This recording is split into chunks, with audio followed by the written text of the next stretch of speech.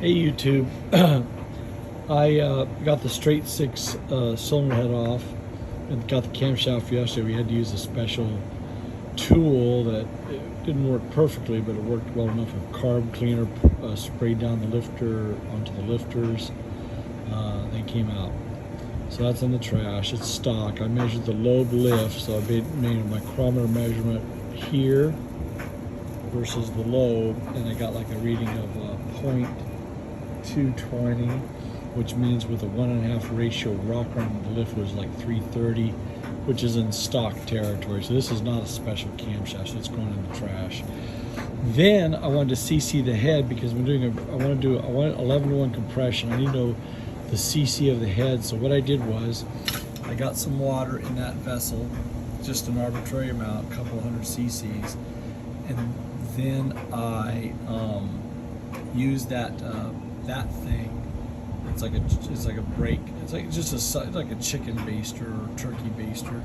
But the nice thing about this one is it has a sort of squished tip, which worked really well. Took a piece of plate glass I had, put grease on it. I'm going to do this for you. I just finished CCing it. I put the old valves back in with grease on each one so they'd be a seal. I filled the spark plug thing with grease and sort of scraped it even. And then I used the plate glass to start filling. I put grease on the perimeter of the cylinder here, and I used this plate glass to seal with grease and filled this with water. Measured the difference in the weight of the water between what I started with and what was came out to exactly 70 cc's, which is the claimed what you find on the internet, the claimed volume of this combustion chamber. So when I do my calculation for compression, what it is, I'll take the volume of this, the volume of the head gasket. The head gasket adds 7 cc, so it's not inconsequential. I got to measure the deck height. I got some couple of little cam rod bearings. I'm gonna put them back into one of these pistons and pound the piston back in, clear the ridge, and measure the deck height. I don't think it's gonna. I want 0 deck height. So when I go to Ross Pistons, say, look, make it 0 deck height. Use the gasket, which is like 40 thousandths, to provide the deck clearance. That means a piston clearance between the top of the piston and this surface when it's at the piston's at top dead center, and that way I gotta have some clearance. And in this case, the head gasket can be the clearance. So all that added together, I probably need to ask them for a 7 cc dome, which would be a very tiny dome, like something on the order of the 11-to-1 pistons that you found in the 1970 to 71 LT1 Corvette engine. Those 350 pistons, 11-to-1. They just had a very modest rise above the flat top to provide the 11-to-1. I think I'm going to need that to get to 11-to-1. Milling the head, yeah, I could reduce the combustion chamber volume, but you know what? I don't want them to do that because it's got a nice thick deck to start with, and I don't want that messed with. I don't want the valve push rods to be the wrong length after the milling operation. None of that. I just want it to go back just a few thousandths off to make it flat, and that's it. So that's the plan. Just make up with the Ross custom built pistons. Just make it where it's I can tell. I will do the calculation now. Basically, it's the cylinder volume plus the head gasket volume plus the combustion chamber volume plus the deck clearance volume, which I want to make 0, so it should be none of that. I should ignore that. And then you take all those volumes and divide them by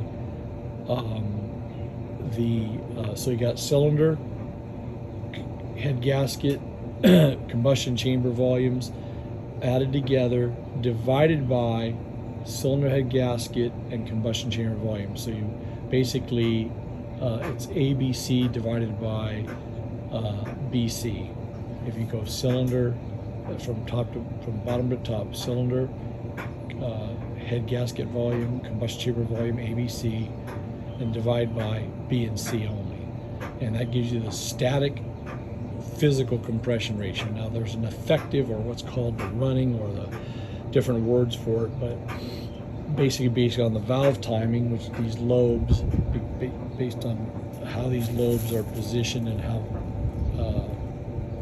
fat they are, provide the number of degrees of crankshaft rotation these valves open and close, how long the exhaust is.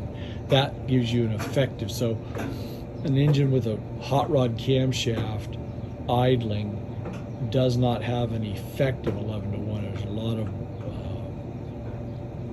lost compression, you might call it.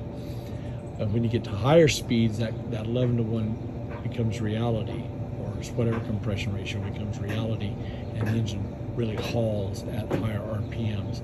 A low RPM camshaft, one built for not so hot rod like the stock unit, has a lot of what's called low end power, or they say low end torque, but it's really low speed power. It has good torque at low end though. And what it does is that it opens and closes the valves in such a way that you do get the full value of the 11 to 1 at lower, like idle, but the engine can ping and knock under those conditions.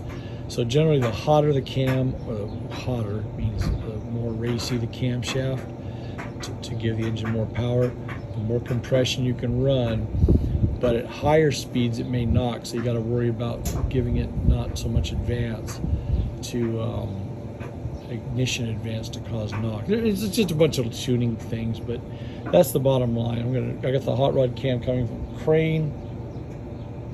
It's their next to their hottest cam they make for this engine. It's one below it. It's good for, they say, 1800 to 5400 RPM. I think this engine will have a red line of 5500 or so, just a little more. Take advantage of that cam. And 1800 is still a decent low RPM. Although with this engine, it was designed to go like from 800, like just dead, almost idle, give you that grunt torque. It may not have that as much anymore, but it's going to breathe well. I got enough. I cleaned out Home Depot with their cuttings, with their cones and their cylinder grinding stones, and I'm going to do some porting work on it now. Yeah, I needed to verify that cylinder, that CC, that combustion chamber volume. Excuse me, for the compression calculation of what a flat top would give me versus if I need a slight dome from Ross. Thank you, YouTube, for watching. I hope this is somewhat interesting. AMC 258 cubic inch straight 6 rebuilding on the Jeep project.